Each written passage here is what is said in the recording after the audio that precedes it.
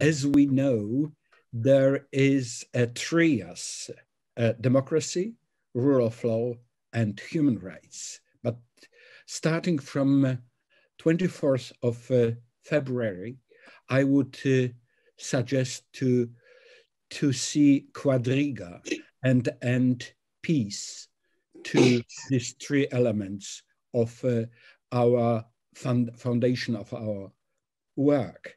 What is going on in Poland now, it is expectation of our parliamentary elections in 2023, and it should have a vital impact on the future of Poland, not to exaggerate the description of the situation, based also, and we will discuss it today, on the outcome of elections in Hungary. And what we see is a backsliding of constitutional democracy, and it is a change of role and function of media, especially public media. It is an element of the use of public funds. And what is specific in Poland is, firstly, the creation of the new chamber of the Supreme Court, a public affairs chamber, dealing with validity of the elections. But as we know, all members, all judges of this chamber are newly nominated judges in the last years, according to extremely doubtful legally procedure. So we may have plenty of doubts concerning impartiality and independence of the judges of this chamber, crucial for the declaration of the validity of the elections. And secondly, it is a risk due to the circumstances in the Polish parliament and the lack of any control of constitutionality of legislation. It is a risk of amendment of the electoral law. It is so-called codex, electoral codex, and all kind of codex require a special procedure. And as we know, this special procedure is easy to be dropped by the Speaker of the Parliament and the majority of the Parliament. So risk is serious from the perspective of Constitution and from the perspective of future parliamentary elections. What we intend as an institute is the cycle of seminars concerning elections in Poland, and it is planned for spring time till summer holidays and autumn season after holidays. And we are extremely happy to invite and that the experts of ODIHR will join our project. We have, as an institution, as an institute, we have excellent experiences in cooperation with the experts. And also I may add my personal contacts of last 6 years with the ODIHR proved that the importance of activity of ODIHR and impact on what is going on in the political landscape in Poland. And I'm extremely happy to welcome Ambassador Julian Sterk among us. And what is specificity of today's meeting? We start with Hungarian case. And thank you very much, Marta and Monica, for being ready immediately, promptly, to share your comments and experience of last years, and especially of last Sunday and what is going on in Hungary. We are aware of gravity of the situation in Hungary, and we are aware of gravity, real and potential gravity of the situation in Poland if we would have Budapest in Warsaw, as it was promised a few years ago by some of leaders of Poland. We want today express our solidarity with our Hungarian friends and express our concern, if not our pain, with all what happened in Hungary last Sunday, but not only last Sunday. It is outcome of many years of backsliding of the constitutional democracy. As you know, the meeting is being recorded as usually, but it is just for our reasons. It will be not distributed, so be sure. And now I would like to pass the floor to Dr. Jacek Kucharczyk, the director of the Institute. Thank you. Thank you, Professor Wyrzykowski, for this introduction. I just wanted to join Professor in thanking you all for joining us here today in this important first meeting of an intended series of seminars. The idea, as Professor said, comes from the serious concern of us here at the Institute, but also a broader community of experts about the integrity of electoral process and elections in Poland and threats to this integrity. So our aim is to have a group of people, hopefully group of experts who will stay with us throughout this series of meetings in order to discuss specific aspects of the electoral process and come up with recommendations that could prevent further backsliding from norms and standards of democratic countries and European countries. Since Professor so well introduced us to the starting point of our thinking, I will only join him in especially thanking the colleagues from Office of Democratic Institutions of Human Rights, as well as our Hungarian colleagues from the Helsinki Foundation and Clean Election campaigns. It's extremely important that you are with us and can share insights from your work. I will now pass the floor to Marcin Walecki, who is a fellow at St. Anthony's College, Oxford, but previously was the head of democratization department at ODIHR and has broad experience in election monitoring and work on rule of law in countries like Poland, as Professor mentioned. Marcin is also a member of advisory board of our institute, and he was instrumental in putting this event together. So thank you very much, Marcin, and I give the floor to you. Thanks. Very good afternoon. Many thanks to the Institute of Public Affairs, Professor Wyrzykowski, Jacek, Philip.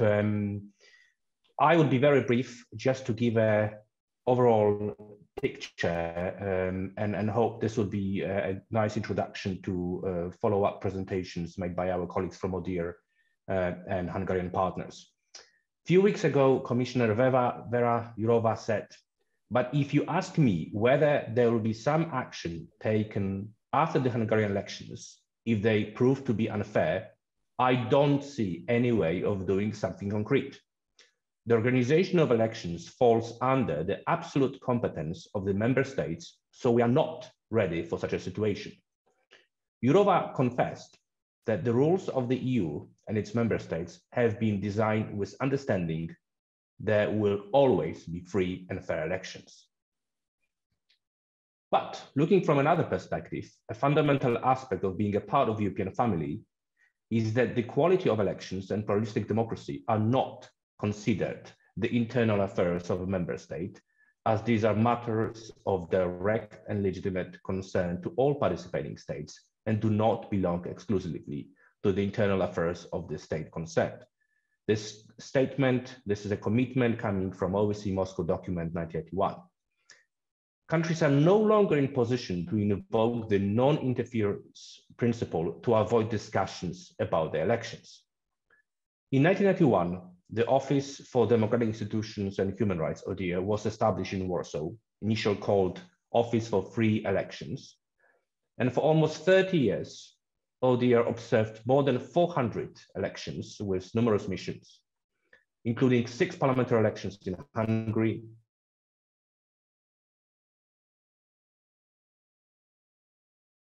and 5 in Poland. All the reports are publicly available and include concrete recommendations of those reports for Poland and Hungary. But let me generally start with few observations. Let's call a spade and name the issues which create threats to integrity of elections and put us all in the same negative trend.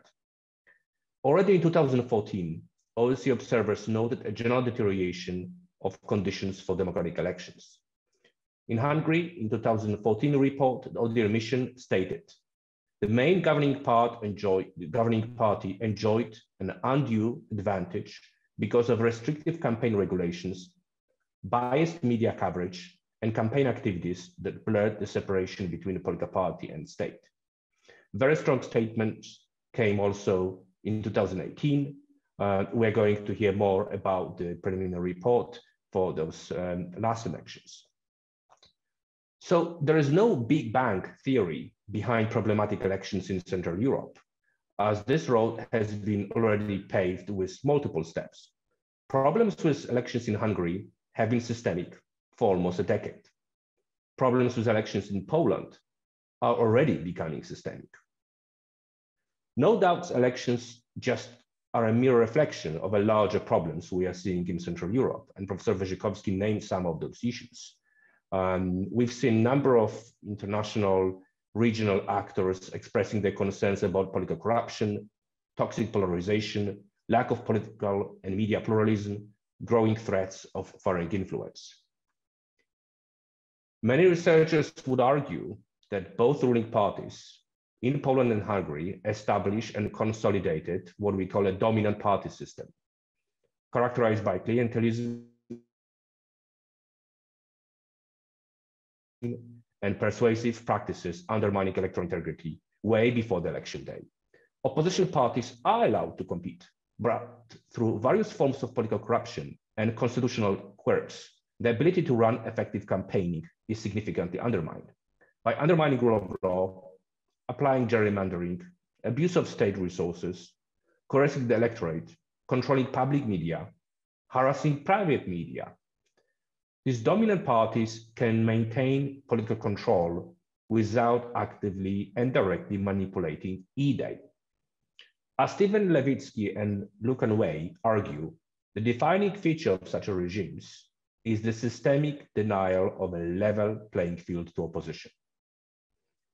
I will cut my remarks for the sake of time, and I definitely don't want to finish on totally negative role. Major alternation of this political power, which we see in Central Europe under this dominant party system, is hard to achieve, but possible. And I think we should start with appreciating the hard work of the international domestic observers and truly thank them for the reports coming, especially from the last elections in Hungary. Today's data are the only mechanism we have to evaluate the quality of our elections in Europe and curtail the erosion of democratic institutions. We should also remember that there are many regimes which do not allow for any form of independent election observation. So I truly believe, personally believe, that the discussions about Hungarian elections are going to be a wake-up call for all of us in Europe. But in this part of Europe, Central Europe, we know that when a regime faces massive civic mobilization, things can change and can change for better. Thus, the critical role of citizens as educated voters, civil society, and domestic observers in curtailing the erosion of democratic elections. A few years ago, we have started to educate citizens about the importance of judicial independence. Now it's a time to introduce a new lesson to our civic curriculum and start educating citizens about how complex democratic elections are and which elements need to be protected. We have a number of distinguished speakers today, and I would like to start by, first of all, welcoming Ambassador Julian Sterk, who is a former ambassador and assistant deputy minister at Global Affairs Canada, where she was responsible for strategic policy, global issues, and European affairs. Over the course of her career, she worked on a wide range of issues, including security, peace support operations, human rights, and democracy. She was also head of election observation with ODIHR observing elections in Slovakia, Georgia, and recently in Hungary. But before I give the floor to Ambassador Sterk, I would like to welcome OSCE ODIHR election advisor, Hamazipir Munikwa, who is in charge of a number of countries, including Poland. Hamazipir is also an established scholar, worked on the issue of electoral integrity, published widely, and he will take a few minutes to briefly remind us about key recommendations coming from the election observation in Poland before we move to discuss recent elections in Hungary. Hama, thank you very much indeed for joining us. The floor is yours. Hi, good morning. My name is Hama Munikwa. I'm the election advisor for ODIHR covering Poland. I'd like to thank you very much for the opportunity to speak, and I'd like to preface my remarks by noting a few methodological questions about how ODIHR approaches this and the nature of our independence and how we engage with these questions.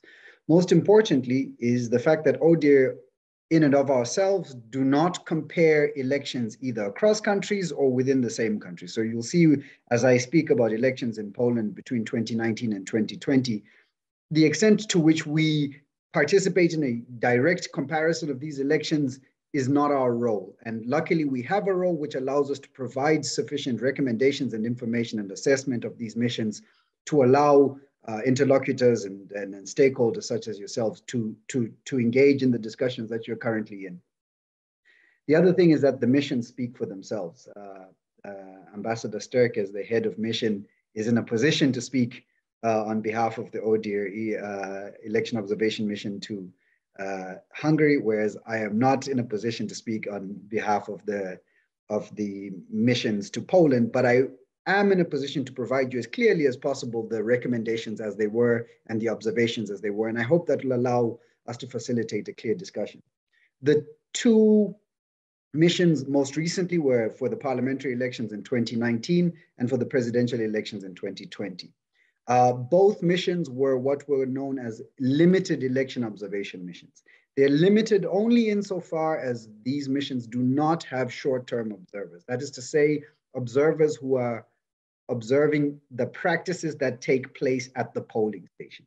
Now we speak about the complexity of elections, and as Marcin mentioned, the question of freedom and fairness is quite complex and isn't down to whether or not ballots are being stuffed into ballot boxes, but is a broad range of processes. So we try to talk about this in as complex a manner as possible. There were, however, long-term observers, which is an observation that of the geographical nature of the ability to observe elections in Poland. So in addition to expert teams of core members who were focusing on areas like the electoral legal framework, election administration, campaign finance administration, and the media, there was a request for observers to geographically cover the territory of Poland during both elections. This is, of course, important. What might be interesting for your discussions was the extent to which, while both missions requested 18 observers across to be spread, there was a reticence or weakness by OSCE participating states to deploy observers. So ultimately, for the 2019 elections, there were only 10 observers deployed across the country in teams of 2, meaning only 5 teams across the country. This is, of course, quite important for the kind of work that you will be discussing. I'll get directly into the statement of preliminary findings because these speak for themselves. For 2019, the statement concluded that the elections were prepared well, but media bias and intolerant rhetoric in the campaign were of significant concern. While all candidates were able to campaign freely, senior state officials used publicly funded events for campaign messaging. The dominance of the ruling party in public media further amplified its advantage. Election day was orderly, although secrecy of the vote was not always enforced. Timely publication of preliminary results ensured transparency. For the 2020 elections, which were ultimately affected by the COVID-19 pandemic, the elections had been called for the 10th of May, were ultimately not canceled, but as far as the law is concerned, not held on the day that the elections were supposed to be held. And there were a number of legal changes and back and forth in the nature of how the legal framework for these elections was established. The impact of the COVID pandemic might appear to be idiosyncratic at best, but ultimately it might have an effect on how one interprets the nature of the establishment of the law around the electoral framework in Poland. So I'll only mention it as it relates to that. The statement found that the elections were administered professionally, despite the legal uncertainty during the electoral process. The constitutionally mandated election coincided with the outbreak of the COVID-19 pandemic, and the decisions to continue with holding the elections necessitated legal and practical adjustments. The changes jeopardized the stability and clarity of the otherwise suitable election legislation and had practical implications for candidate registration, campaign and campaign finance, voting methods, and the resolution of election disputes. The campaign was characterized by negative and intolerant rhetoric, further polarizing an already adversarial political environment. In an evidently polarized and biased media landscape, the public broadcaster failed to ensure balance and impartial coverage, and rather served as a campaign tool for the incumbent. I'll go into the specifics of the recommendations from 2020 rather than those from 2019. Those are publicly available. There were 25 recommendations, 7 of which were deemed a priority for 2019, and a lot of these are repeated in 2020. So I don't think there's much point in me reading these verbatim. But unfortunately, I will read the 7 priority recommendations from 2020 as a point of departure for your discussion. Number 1, any changes to the electoral legislation, including under emergencies, should ensure that they are formulated and adopted well in advance as a result of an open process, allowing sufficient time for meaningful public debate and ensuring the principle of stability of law. Number 2, measures should be taken to ensure a clear separation between state and party, including by amending legislation to adequately define and regulate campaigning by public officials and to explicitly prohibit the abuse of state resources.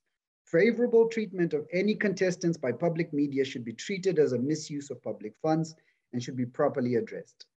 Number 3, to ensure the public broadcaster's editorial independence, the management should be selected through a transparent, competitive process, and legal safeguards for its financial sustainability and autonomy should be enacted. Number 4, to ensure effective oversight during the campaign, the legal and institutional framework should clearly stipulate an oversight body provided with adequate powers to expeditiously redress campaign finance related complaints and enforce sanctions. Number 5, the independence of the National Broadcasting Council should be legally guaranteed, and the authority should be legally required to actively monitor the broadcast media in order to fulfill its mandate to ensure impartial coverage. An effective legal mechanism to deal with complaints of distorted coverage should be provided for in a timely manner. And finally, number 6, the election code should be reviewed to provide for effective remedy regarding complaints challenging the election results after the first round. So I hope these 6 priority recommendations allow for a fruitful discussion. It is important as well, as I mentioned before, to note that ODIHR will not be in a position to currently make an assessment of the extent to which these recommendations have been implemented. This can only ultimately be done by a supposed mission where once the next elections have been called. But I hope this allows for a fruitful discussion, and thank you for the opportunity for me to participate. Thanks. Thank you very much indeed, Hama. And before I give the floor to Ambassador, thank you also for mentioning this issue of recruitment and sending election observers, both LTOs and STOs. This is something which we always took for granted, but like you rightly pointed out, problems with recruitment in case of Polish mission, problems with recruitment in terms of Bulgarian missions, and maybe we will also hear from Ambassador how it was with Hungarian mission, point out to a challenge which we have, that maybe we are not recognizing elections in EU countries as a priority elections in terms of sending observers. But just a question, and I would love to hear from Ambassador if mission to Hungary was any different in terms of number of observers seconded by participating states. Ambassador, once again, thank you very much indeed for joining us. The floor is yours. Okay. Dzień dobry Państwu. Dziękuję za zaproszenie. I should start by saying that my first diplomatic assignment was in Poland in the early 1980s. So it's always a great pleasure to have a chance to talk to Polish colleagues. I think this is a good opportunity to perhaps give you a bit of a sense of some of our preliminary conclusions. Of course, we are still working on final recommendations, but I'll give you a bit of a flavor of what we observed so far. As you may have heard, election day, voting unfolded smoothly in the majority of polling stations. But I think, as we said in our statement at the press conference afterwards, elections are more than just one voting day. And so our assessment is based on the overall electoral process. Our team has been here in country. We opened the mission on February 24th. And we've had a wide range of meetings. Met with all the Hungarian authorities relevant to the election process, with the political parties, with those involved in campaign finance, media, and a wide range of NGOs from different parts of the political spectrum. And from those meetings, we try to develop a picture of the electoral process and how that unfolded. Perhaps what I'll do is I'll give you just a quick overview of some of our findings and preliminary findings and conclusions. And then I can go into a little bit more detail on some of them and would be happy to take questions as well. In terms of our findings and conclusions, I would say that we note that the elections themselves were well administered and professionally managed, with few problems identified at the polling stations across the country. However, I would say that the campaign was extremely negative and characterized by pervasive overlap between the ruling coalition and the government, such that it blurred the lines between state and party.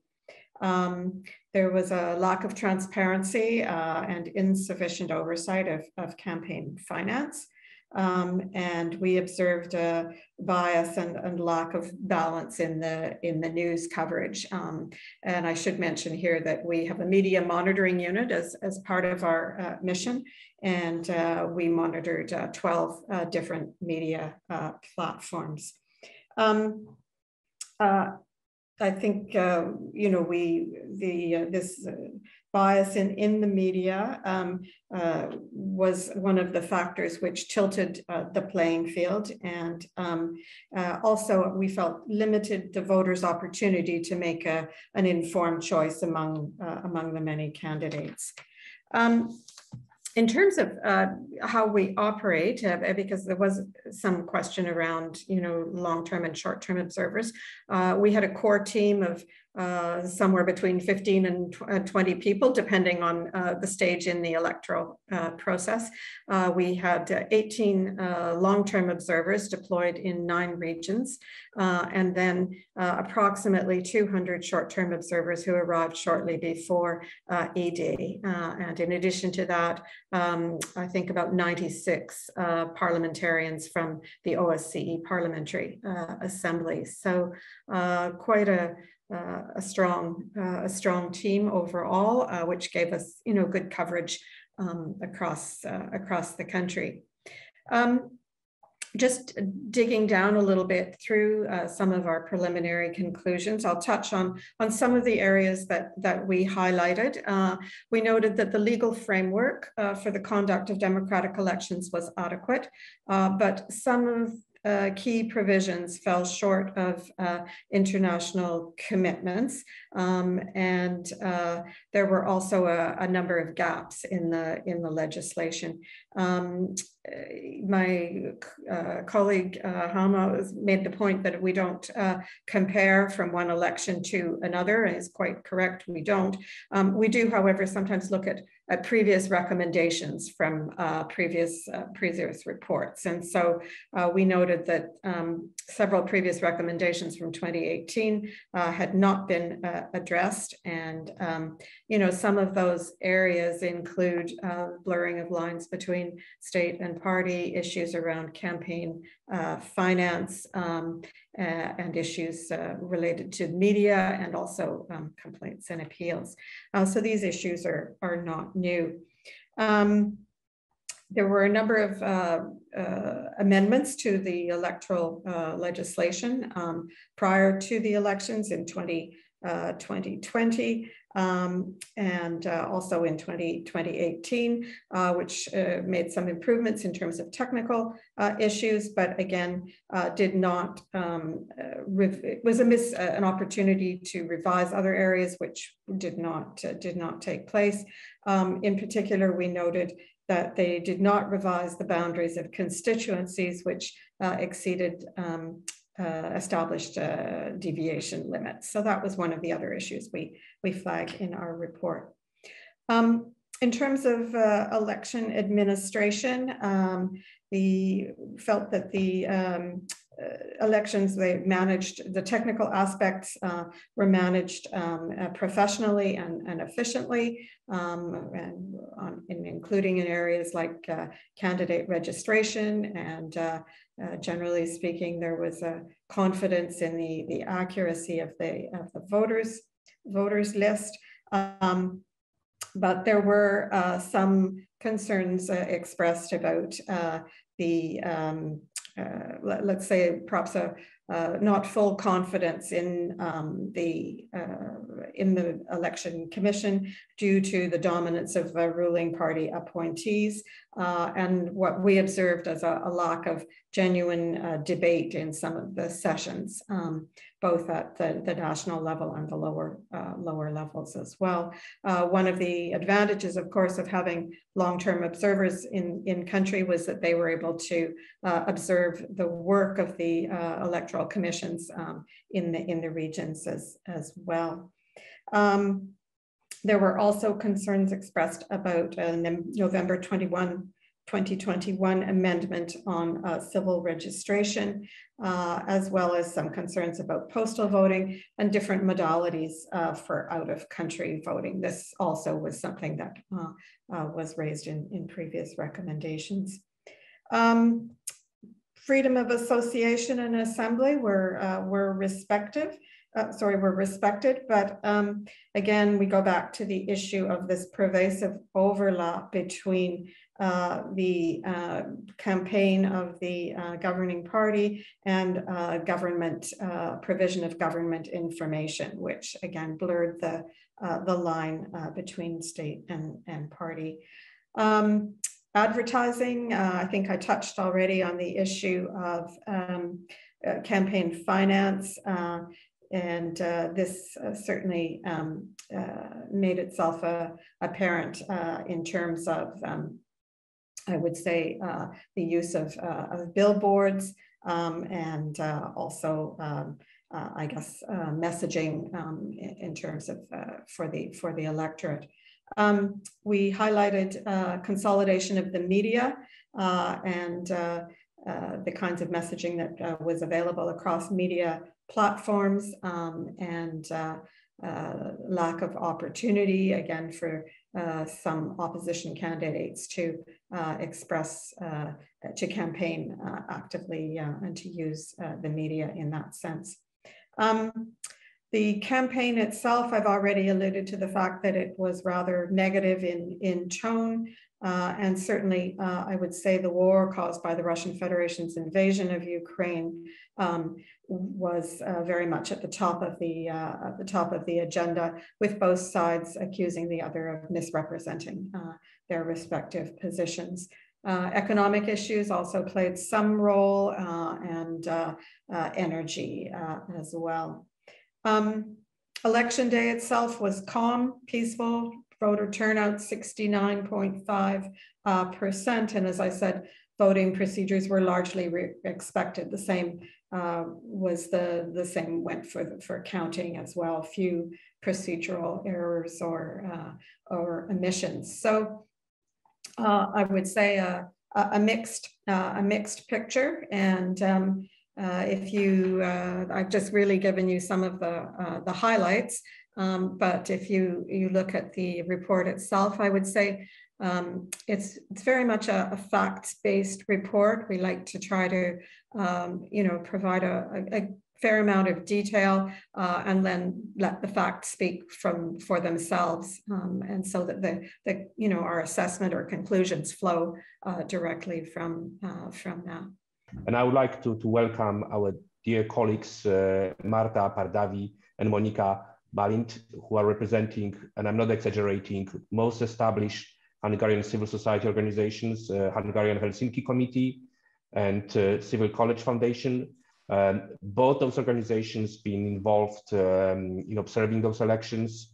Both leaders are well-known, true friends to all of us here in Poland. I would just briefly mention that Marta Pardavi is also behind one of the reports which Helsinki Committee prepared before the elections and was instrumental in lobbying for full-fledged observation mission. And Monika Balint was behind the coalition Clean Elections campaign, which brought together leading Hungarian organizations and organized a number of trainings for election observers, and they coordinated their work. So we're very privileged to have those two colleagues with us today, and we'll start with Marta. Marta, lovely to have you on this panel. The floor is yours. Dzień dobry.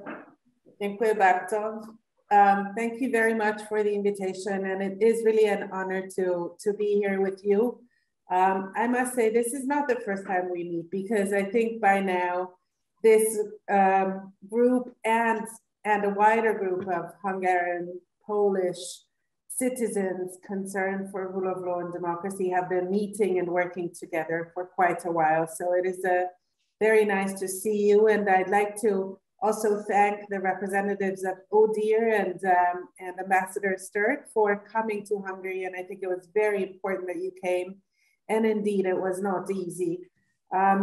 We have been asked by the very nice organizers to give you some insights, takeaways on what Hungarian civil society experienced, what actions we took, how that worked, and so some practical experience and also maybe suggestions for the Polish upcoming elections. And I thought, knowing that Monika will do an excellent job giving you really a very close, detailed view of how this observation activity from civil society in Hungary went, I thought I'd give you a little bit more of the context, which I think was new for us, how we responded, and what could this mean for Poland. So I think the previous speakers and absolutely the ambassador has given you a very succinct account of the elections. And here I just want to emphasize how clear it is living in Hungary to see the very close link between the general rule of law concerns and concerns related to election integrity. So these things are so clearly tied together. It's impossible to examine elections, I think, without really going into the wider context of the rule of law and human rights backsliding in Hungary. Elections are key to democracy. They need a robust rule of law framework to be fully fair and free. And so all the observations in the various election monitoring reports, foremost that of ODIHR, I think really point out the key rule of law concerns in general about Hungary. And so we should also look at this as a symptomatic diagnosis of rule of law backsliding and what this means for a very key democratic process. What we have seen, I think, from my organization and what we responded to in this round of the national elections in 2022 is that for a very long time, also in Hungary, we took elections, the fairness, the freedom as granted, despite the fact that we saw these values deteriorate. The reaction from Hungarian citizens and civil society was, I would say, inadequate for a very long time. This time around, though, there was immense civil society mobilization and citizens themselves mobilized. And I think this was a key positive takeaway from this election. Despite the fact that these issues were not properly addressed by civil society or were not robustly addressed, I think this time around there was so much mobilization that it was very noticeable, both in the united opposition parties' primary elections and also in the general elections and on the referendum campaign. We saw immense civil society involvement. We also, of course, it's a big difference in my view. We saw a full-scale election observation mission from ODIHR and a very large deployment of parliamentary assembly members and also other independent international and sometimes not so independent international civic groups deploying election observers to Hungary. So altogether, there was quite a flurry of activity. What I didn't expect when it comes to this election observation component is that the ODIHR mission and OSCE itself would be so attacked. I think it is important to see that this was not only in the propaganda media. This was, and I found this extremely worrying for the overall context that we're in today in Europe with a war in Ukraine. I found it very, very alarming that the Hungarian Prime Minister, a few days before the election, spoke in an interview about the OSCE in a way that I think was really undermining not only the election monitoring mission, but also in general the OSCE. And I'd like to it's my own translation, but I'd like to quote it because I think this really gives you a glimpse of how the state that Hungary is in today.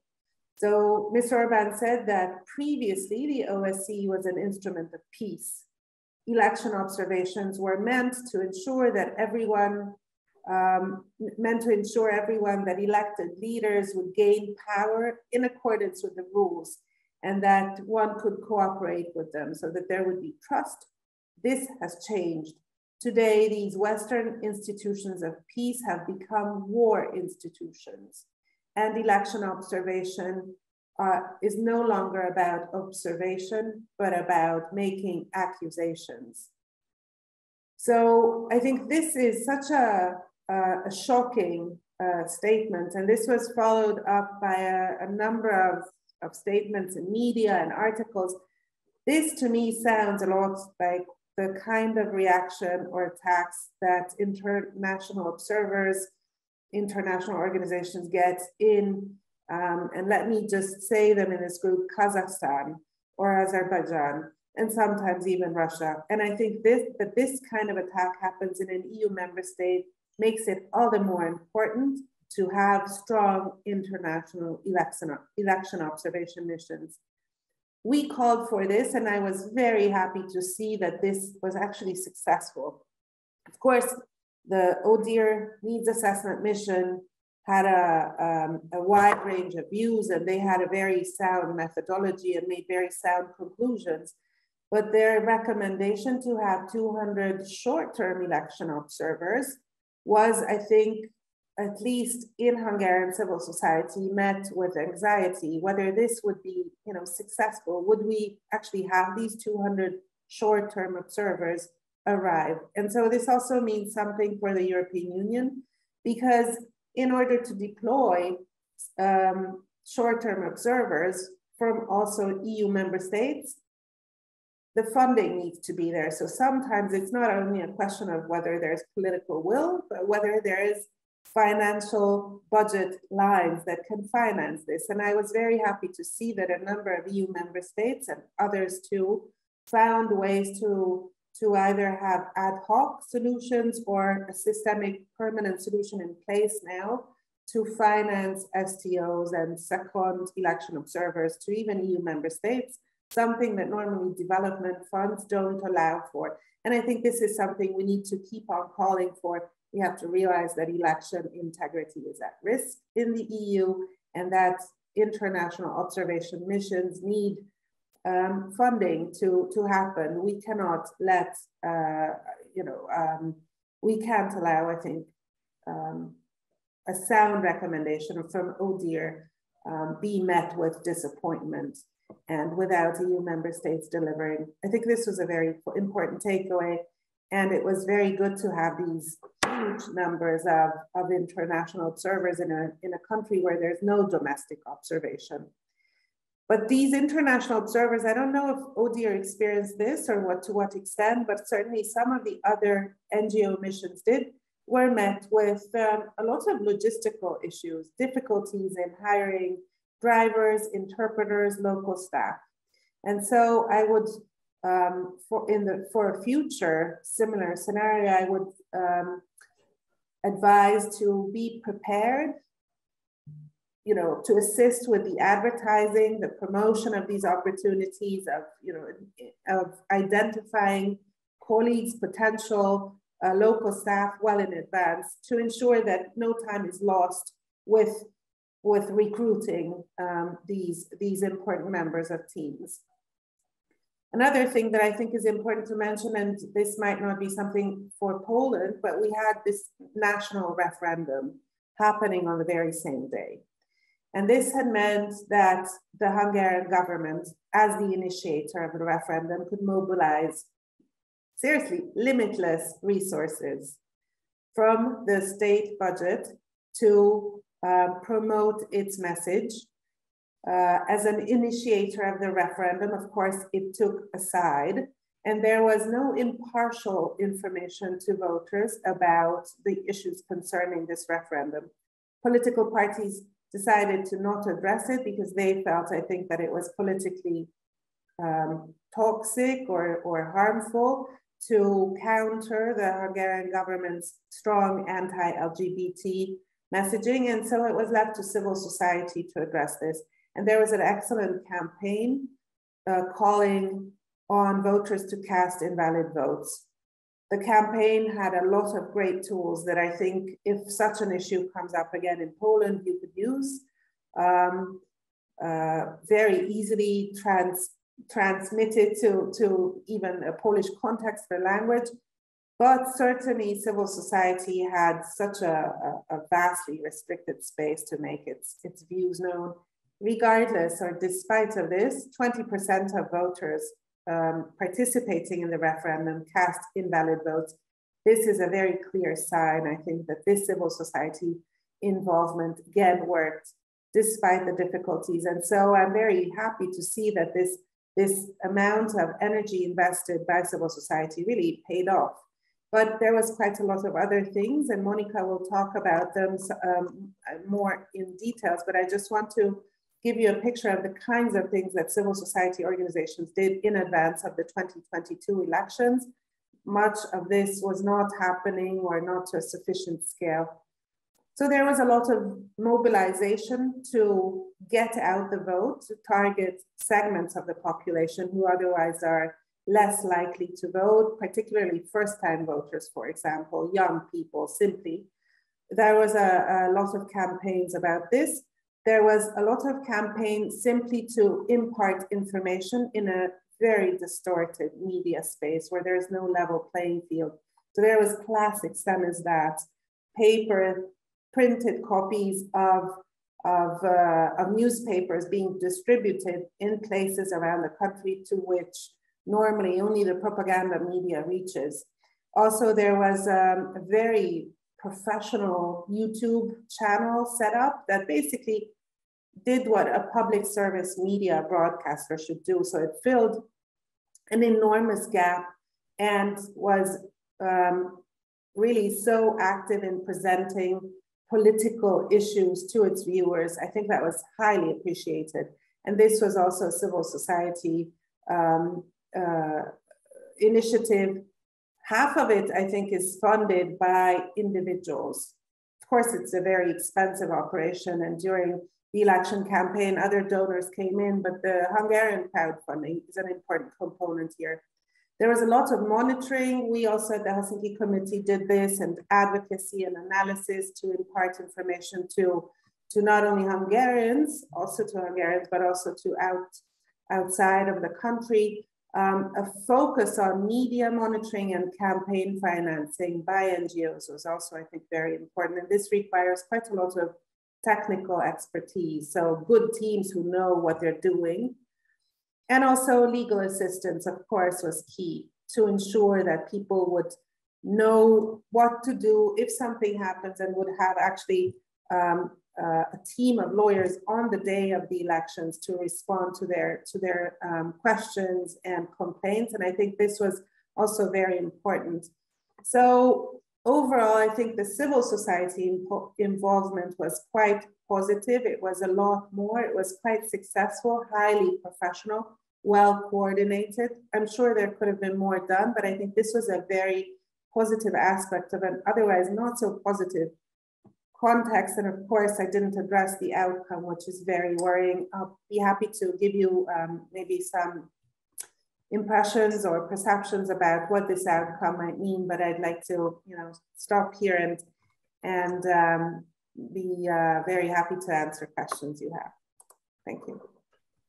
Thank you for inviting me, and also for Ambassador and the whole ODIHR mission to come. We met earlier when we had the chance to tell the problems that we saw in the previous elections. One of the main problems, as Marta also said, is that there is no system of domestic observation actually in Hungary, which would be civic and impartial.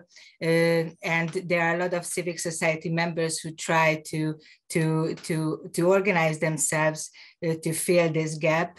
We had a connection with two organizations, the Let's Count the Vote and the 20K, who are civic society organizations who mobilized people to go to the polling stations and be part of the counting commissions.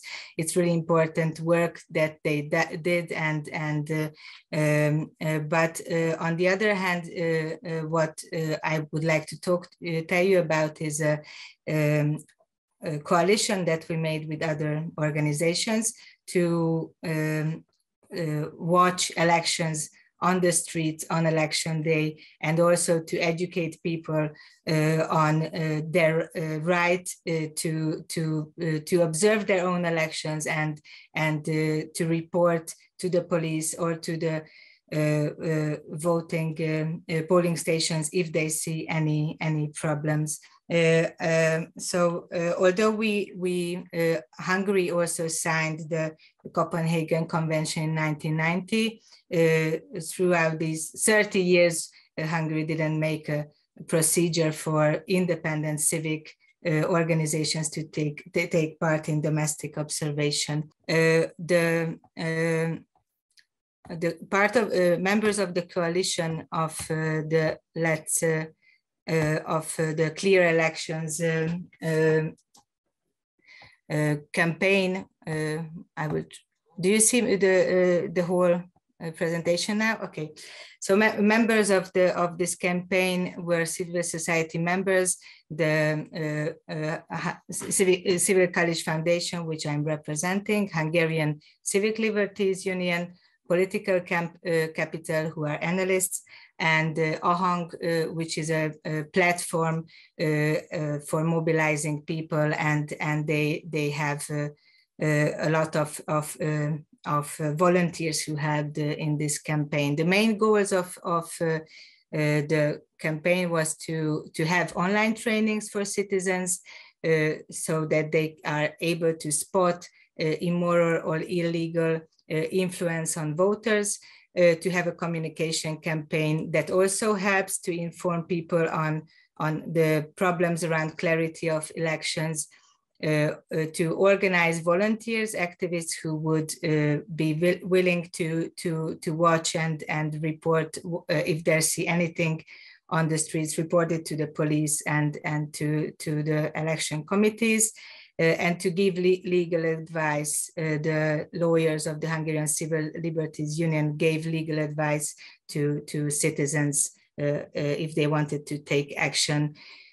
We trained more than 250 people on open online trainings, and also organized volunteers around this number to be on the streets and to talk about election problems with people, and also to watch what is happening around polling stations. And what we have seen in a lot of cases is mobilization of electorate by cars or buses, which is either illegal or immoral. In the Hungarian legal voting legislations, there is a possibility for helping voters to get to the polling station, but only with smaller cars, and it's prohibited to transport them with buses. Still, we saw massive mobilization with buses and cars. Also, we heard and spotted people being given money for their votes or gifts or even food on election day. There are a few cases that we have reported already. The first case came in the morning on election day in Hortobágy, where the local government was actually organizing a bus which they bought on EU money, and it was signed to mobilize people to get to the polling stations. We sent in a complaint, and the voting committee stopped the local government to use their bus for mobilizing. We also got from activists videos and photos of cases where money was given for people for their votes. There were different amounts of money, 5,000 forints, 10,000 forints. So it's around 20 or 40 euros per person, which people were given for their votes. We also made complaints to the police in the cases where we had the possibility, or activists had the possibility to take documentations. Also, what we have seen a case where there were big events organized after the election. So a lot of people in Mako, it was around 400 people who were invited for a party after the election and were moved by buses and cars to an event where they were given meat for their votes. So we are preparing a report with the Hungarian Liberties Union on all the cases that were reported, and we will make it public tomorrow morning. There are other forms of influence that we have seen on the site in the past years and also before the elections, as it was reported by ODIHR also. There was a massive communication from the government and from the governmental parties, which included a lot of disinformation and also possibilities of discrediting other parties. So this is what Mr. Waleczki was saying, dominant party system.